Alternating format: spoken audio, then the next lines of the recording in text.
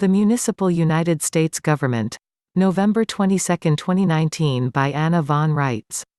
The Municipal United States Government was created by the original constitutional agreements, and specifically by the Constitution of the United States adopted in 1790. The current updated version of the Constitution of the United States was commonly available in bookstores as recently as 2012, when I picked up a copy at Barnes & Noble. It is a simplified, stripped-down version of the original written in modern English with several key restrictions and limitations removed, apparently without notice to or consent of the people presumed to be upholding the other end of the agreement. I can tell you that reading it was quite a shock to my sensibilities after a lifetime of dealing with the difficulties of reading 18th-century legal documents. I can also tell you that like so many other books, documents, court cases, and quotations that have been altered or buried or burned to serve political agendas during the past 150 years, when I went back to buy a few more copies, it had disappeared. Out of print. The physical location of the Municipal United States Government is limited to the 10 miles square of Washington, D.C., enclosed within the boundary stones of that independent, international city-state chartered by the Roman Curia and originally administered by the Holy See from 1790 to 1933, whereupon its administration was unlawfully converted and taken over by the Roman Pontificate, the pagan Holy Roman Empire promoting itself as the secular church. Apparently this profane religion adores oxymoron expressions and purposefully proliferates such nonsense in order to further promote confusion and illogical thinking.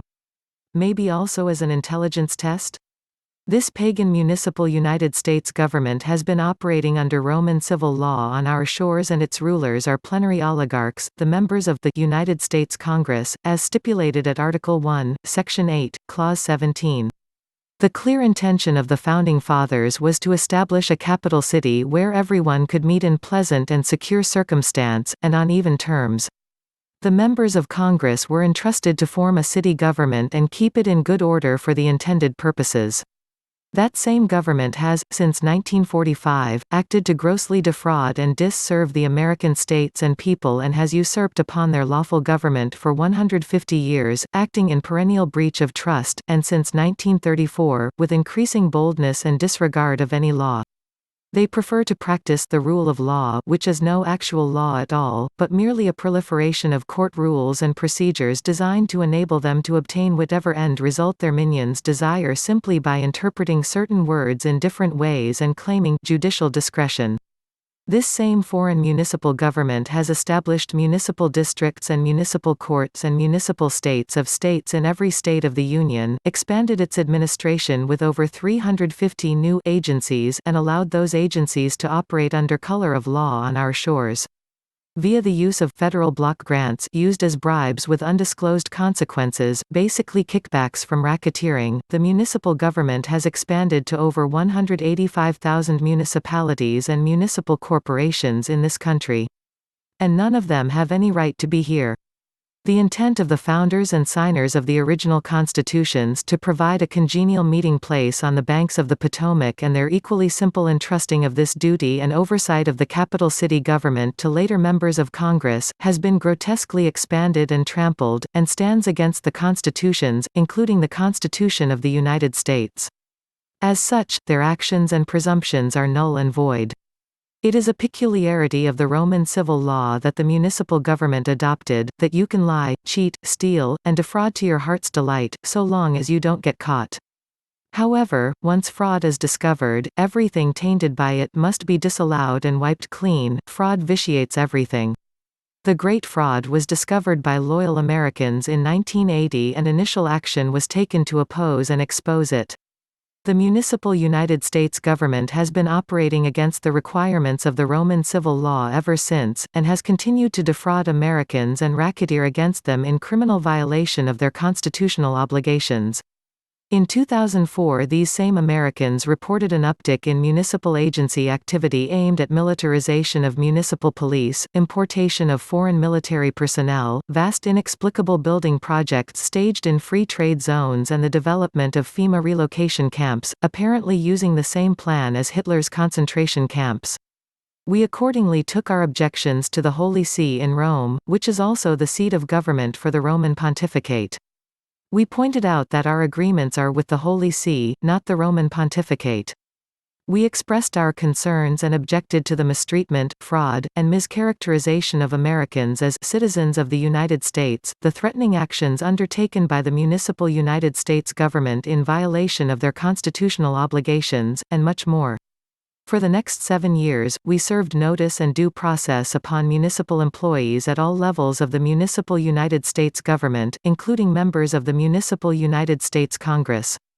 In 2011, the Holy See closed the Roman Pontificate and moved to liquidate the underlying trusts. In 2014, we finished the notice and due process, and issued our findings as a final civil order judgment.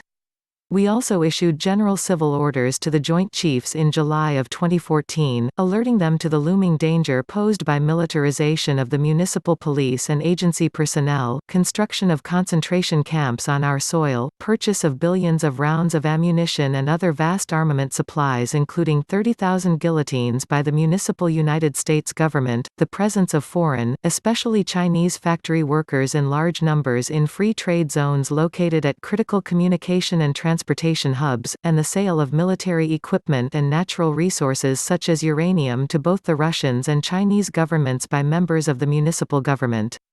In this way, their cover was blown and no plausible deniability remained for the Joint Chiefs, either. With the selection of Pope Francis and the retirement of Pope Benedict XVI, progress ground to a halt. Nothing truly effective has been done to shut down the operations of the rogue Municipal United States Government, which owes its charter to the Roman Curia. Their operations were liquidated on paper, but they were allowed to form a new series of corporations, and sail right on. The great fraud allowed by the Roman Pontificate and its minions in Washington, D.C., has not been exposed to the people of this country, much less to the world, and the criminality underlying it has not been brought under control, much less to a stop. Instead, we have reports of municipal franchise corporations and municipal agency personnel, which have been heavily supplied with military-grade armaments via the process already described, getting ready for action against innocent American civilians. The lawful government of this country, the United States of America, has done and is doing everything that it can do to protect the people and to recoup the purloined assets of this country. We have called out the Holy See and we hold the Roman Catholic Church and the Roman Curia absolutely responsible for this gross breach of trust and commercial contract. We also hold the British monarch responsible for these crimes against us. Let it be set before the whole world and particularly the members of the United Nations Organization, that the Roman Curia controls all incorporated governments via the issuance of charters, so that action by the United Nations is ultimately action undertaken by the Pope. Let it be seen that the Roman Curia also holds the charter and is responsible for the municipality of Washington, D.C., and that any action undertaken by the Municipal United States Government is also ultimately action undertaken by the Pope. Finally, let it be seen that the Pope also indirectly controls the British territorial United States, which is a commonwealth overseen by the British monarch in behalf of the Pope. All roads lead to Rome, and any civil war engaged in on our soil in violation of our public law and our land law and our international treaties and our solemn trust indentures and the service contracts owed to us, is fronted by the Pope on both sides of the issue. Whereupon we bring forward our condemnation of the Pope and the Roman Curia for promoting and allowing this situation to exist and for pretending that they are not fully responsible for it and accountable to our lawful government for this circumstance. The Pope cannot fight against himself, and he cannot order his minion, the Queen, to fight against him, either, and have any plausible excuse for the disruption, bloodshed, and misery this one man is proposing to cause by fomenting a phony civil war on the soil of a foreign nation, ours. We ask all treaty and alliance members for their urgent assistance to prevent any such travesty, and ask them to begin counterpoint operations to make sure that the Pope and the Queen both receive our message via taking up stations. The same Roman Pontificate which has used the Catholic Church as a storefront for its venal operations is proposing to use the United Nations in the same way, as a storefront to hide its own unsavory activities and get innocent people to pay for their own destruction. As long as the governments of the various countries continue to operate as incorporated franchises under charter and patent of the Roman Curia, this is a foregone conclusion, and so is the predatory criminality with which the Holy Roman Empire has fostered and formed the threat of global corporate feudalism. So now you know what we are up against and who is behind it, no matter how they twist and turn it.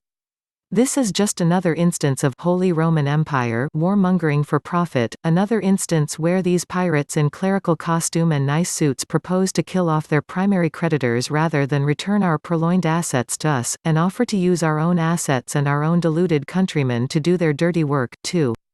Let every American wake up and smell the Java. Let every officer of every municipal agency lay down his gun or never pick it up. Let every official of the Municipal United States Government hang their heads in shame.